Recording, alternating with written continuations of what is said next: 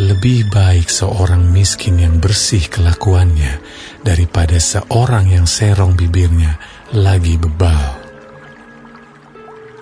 Tanpa pengetahuan, kerajinan pun tidak baik. Orang yang tergesa-gesa akan salah langkah. Kebodohan menyesatkan jalan orang, lalu gusarlah hatinya terhadap Tuhan.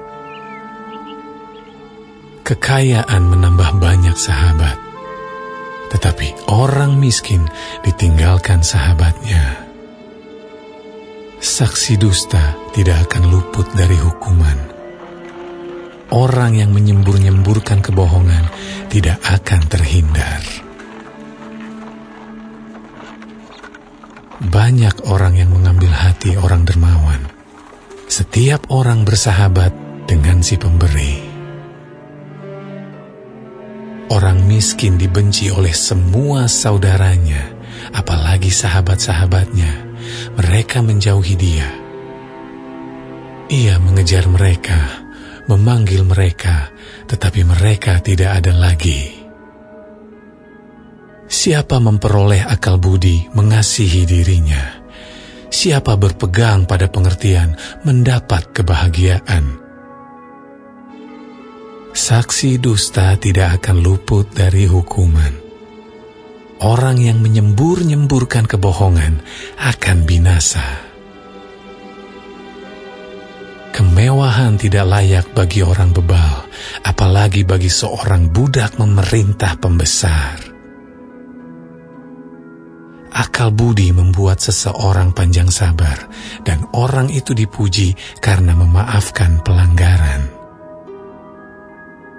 Kemarahan raja adalah seperti raung singa muda, tetapi kebaikannya seperti embun yang turun ke atas rumput. Anak bebal adalah bencana bagi ayahnya, dan pertengkaran seorang istri adalah seperti tiris yang tidak henti-hentinya menitik. Rumah dan harta adalah warisan nenek moyang, tetapi istri yang berakal budi adalah karunia Tuhan. Kemalasan mendatangkan tidur nyenyak, dan orang yang lamban akan menderita lapar.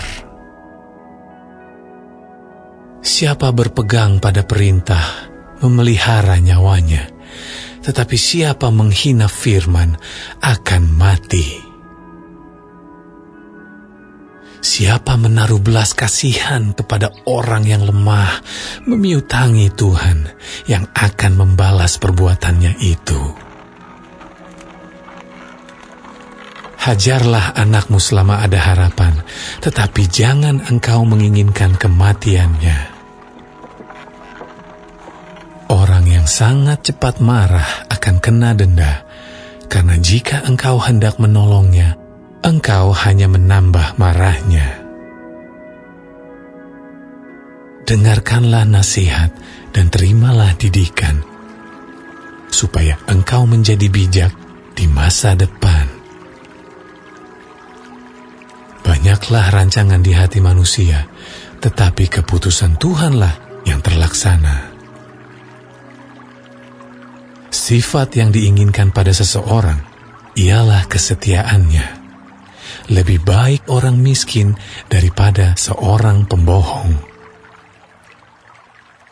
Takut akan Allah mendatangkan hidup, maka orang bermalam dengan puas tanpa ditimpa malapetaka.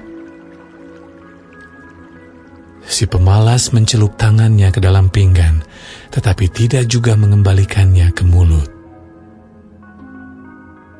Jikalau si pencemooh kau pukul, barulah orang yang tak berpengalaman menjadi bijak.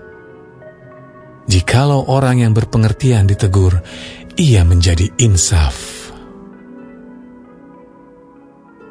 Anak yang menganiaya ayahnya atau mengusir ibunya memburukkan dan memalukan diri. Hai anakku, jangan lagi mendengarkan didikan kalau engkau menyimpang juga dari perkataan-perkataan yang memberi pengetahuan. Saksi yang tidak berguna mencemoohkan hukum, dan mulut orang fasik menelan dusta. Hukuman bagi si pencemooh tersedia, dan pukulan bagi punggung orang bebal.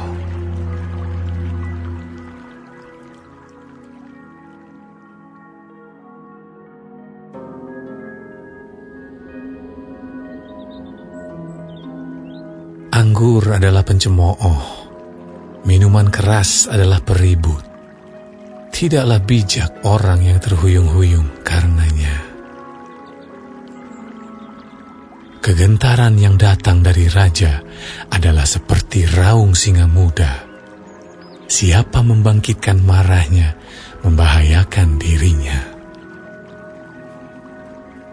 Terhormatlah seseorang jika ia menjauhi perbantahan, tetapi setiap orang bodoh membiarkan amarahnya meledak. Pada musim dingin si pemalas tidak membajak. Jikalau ia mencari pada musim menuai, maka tidak ada apa-apa. Rancangan di dalam hati manusia itu seperti air yang dalam, tetapi orang yang pandai tahu menimbanya. Banyak orang menyebut diri baik hati, tetapi orang yang setia, siapakah menemukannya? Orang benar yang bersih kelakuannya, berbahagialah keturunannya. Raja yang bersemayam di atas kursi pengadilan dapat mengetahui segala yang jahat dengan matanya. Siapakah dapat berkata, "Aku telah membersihkan hatiku, aku tahir daripada dosaku"? Dua macam batu timbangan, dua macam takaran, kedua-duanya adalah kekejian bagi Tuhan. Anak-anak pun sudah dapat dikenal daripada perbuatannya, apakah bersih dan jujur kelakuannya. Telinga yang mendengar dan mata yang melihat, kedua-duanya dibuat oleh Tuhan. Janganlah menyukai tidur, supaya engkau tidak jatuh miskin. Bukalah matamu, dan engkau akan makan sampai kenyang. Tidak baik, kata si pembeli. Tetapi begitu ia pergi, ia memuji dirinya. Sekalipun ada emas dan permata banyak, tetapi yang paling berharga ialah bibir yang berpengetahuan. Ambillah pakaian orang yang menanggung orang lain, dan tahanlah dia sebagai sandera ganti orang asing. Roti hasil tipuan sedap rasanya, tetapi kemudian mulutnya penuh dengan kerikil. Rancangan terlaksana oleh pertimbangan, sebab itu berperanglah dengan siasat. Siapa mengumpat, membuka rahasia, sebab itu janganlah engkau bergaul dengan orang yang bocor mulut. Siapa mengutuki ayah atau ibunya, pelitanya akan padam pada waktu gelap.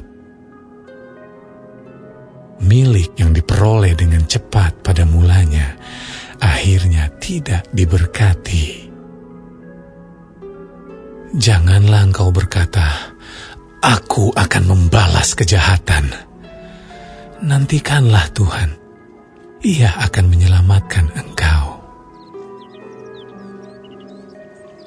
Dua macam batu timbangan adalah kekejian bagi Tuhan, dan neraca serong itu tidak baik. Langkah orang ditentukan oleh Tuhan, tetapi bagaimanakah manusia dapat mengerti jalan hidupnya? Suatu jerat bagi manusia ialah kalau ia tanpa berpikir mengatakan kudus, dan baru menimbang-nimbang sesudah bernazar. raja yang bijak dapat mengenal orang-orang fasik dan menggilas mereka berulang-ulang. Roh manusia adalah pelita Tuhan yang menyelidiki seluruh lubuk hatinya. Kasih dan setia melindungi raja, dan dengan kasih ia menopang tahtanya. Hiasan orang muda ialah kekuatannya, dan keindahan orang tua ialah uban. Bilur-bilur yang berdarah membersihkan kejahatan, dan pukulan membersihkan lubuk hati.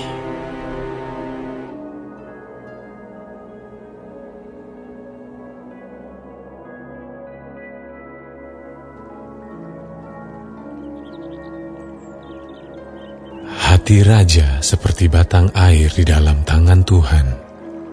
Dialirkannya kemana ia ingini.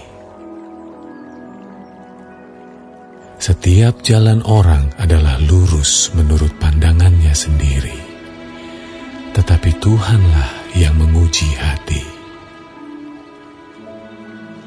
Melakukan kebenaran dan keadilan lebih dikenan Tuhan daripada korban. Mata yang congkak dan hati yang sombong yang menjadi pelita orang fasik adalah dosa. Rancangan orang rajin semata-mata mendatangkan kelimpahan, tetapi setiap orang yang tergesa-gesa hanya akan mengalami kekurangan. Memperoleh harta benda dengan lidah dusta adalah kesia-siaan yang lenyap dari orang yang mencari maut. Orang fasik diseret oleh penganiayaan mereka karena mereka menolak melakukan keadilan. Berliku-liku jalan si penipu, tetapi orang yang jujur lurus perbuatannya. Lebih baik tinggal pada sudut sotoh rumah daripada diam serumah dengan perempuan yang suka bertengkar. Hati orang fasik mengingini kejahatan, dan ia tidak menaruh belas kasihan kepada sesamanya. Jikalau si pencemooh dihukum, orang yang tak berpengalaman menjadi bijak. Dan jikalau orang bijak diberi pengajaran, ia akan beroleh pengetahuan. Yang Maha Adil memperhatikan rumah orang fasik dan menjerumuskan orang fasik ke dalam kecelakaan. Siapa menutup telinganya bagi jeritan orang lemah, tidak akan menerima jawaban kalau ia sendiri berseru-seru. Pemberian dengan sembunyi-sembunyi memadamkan marah, dan hadiah yang dirahasiakan meredakan kegeraman yang hebat. Melakukan keadilan adalah kesukaan bagi orang benar, tetapi menakutkan orang yang berbuat jahat. Orang yang menyimpang dari jalan akal budi akan berhenti di tempat arwah-arwah berkumpul.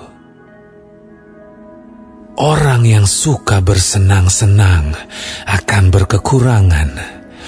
Orang yang gemar kepada minyak dan anggur tidak akan menjadi kaya.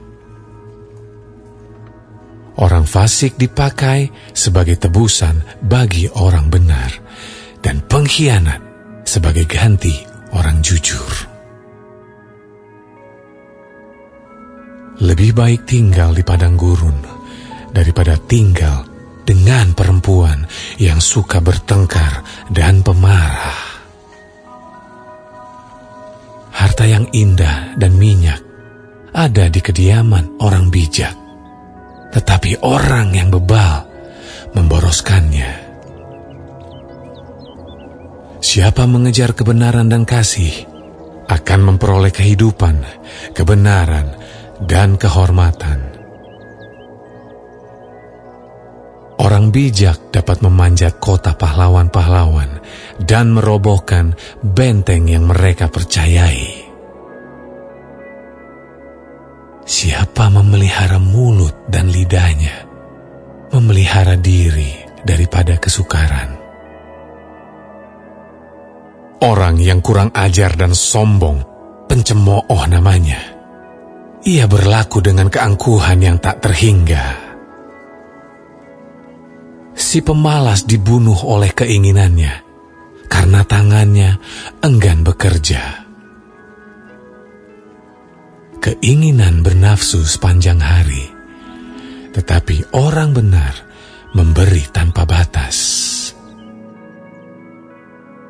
Korban orang fasik adalah kekejian, lebih-lebih kalau dipersembahkan dengan maksud jahat.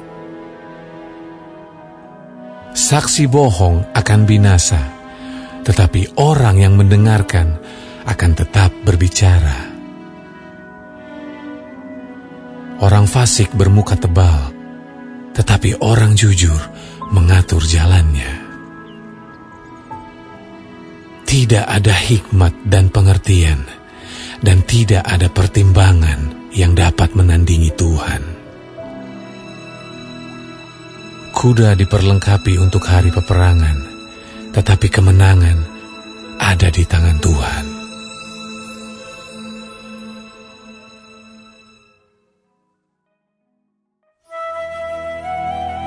Tiap-tiap orang harus takluk kepada pemerintah yang di atasnya. Sebab tidak ada pemerintah yang tidak berasal dari Allah. Dan pemerintah-pemerintah yang ada ditetapkan oleh Allah. Sebab itu, barang siapa melawan pemerintah, ia melawan ketetapan Allah. Dan siapa yang melakukannya akan mendatangkan hukuman atas dirinya. Sebab jika seorang berbuat baik, ia tidak usah takut kepada pemerintah. Hanya jika ia berbuat jahat. Maukah kamu hidup tanpa takut terhadap pemerintah? Perbuatlah apa yang baik, dan kamu akan beroleh pujian daripadanya. Karena pemerintah adalah hamba Allah untuk kebaikanmu. Tetapi jika engkau berbuat jahat, takutlah akan dia. Karena tidak percuma pemerintah menyandang pedang. Pemerintah adalah hamba Allah untuk membalaskan murka Allah atas mereka yang berbuat jahat. Sebab itu, perlu kita menaklukkan diri, bukan saja oleh karena kemurkaan Allah, tetapi juga oleh karena suara hati kita. Itulah juga sebabnya, maka kamu membayar pajak. Karena mereka yang mengurus hal itu adalah pelayan-pelayan Allah. Bayarlah kepada semua orang apa yang harus kamu bayar. Pajak kepada orang yang berhak menerima pajak. Cukai kepada orang yang berhak menerima cukai. Rasa takut kepada orang yang berhak menerima rasa takut. Dan hormat kepada orang yang berhak menerima hormat. Janganlah kamu berhutang apa-apa kepada siapapun juga. Tetapi hendaklah kamu saling mengasihi. Sebab barang siapa mengasihi sesamanya manusia, ia sudah memenuhi hukum Taurat. Karena firman, jangan berzina, jangan membunuh, jangan mencuri, jangan mengingini, dan firman lain manapun juga sudah tersimpul dalam firman ini, yaitu, kasihilah sesamamu manusia seperti dirimu sendiri. Kasih tidak berbuat jahat terhadap sesama manusia. Karena itu, kasih adalah kegenapan hukum Taurat. Hal ini harus kamu lakukan, karena kamu mengetahui keadaan waktu sekarang, yaitu bahwa saatnya telah tiba bagi kamu untuk bangun dari tidur. Sebab sekarang keselamatan sudah lebih dekat bagi kita daripada waktu kita menjadi percaya. Hari sudah jauh malam, telah hampir siang. Sebab itu, marilah kita menanggalkan perbuatan-perbuatan kegelapan dan mengenakan perlengkapan senjata terang. Marilah kita hidup dengan sopan, seperti pada siang hari. Jangan dalam pesta pora dan kemabukan. Jangan dalam percabulan dan hawa nafsu. Jangan dalam perselisihan dan iri hati.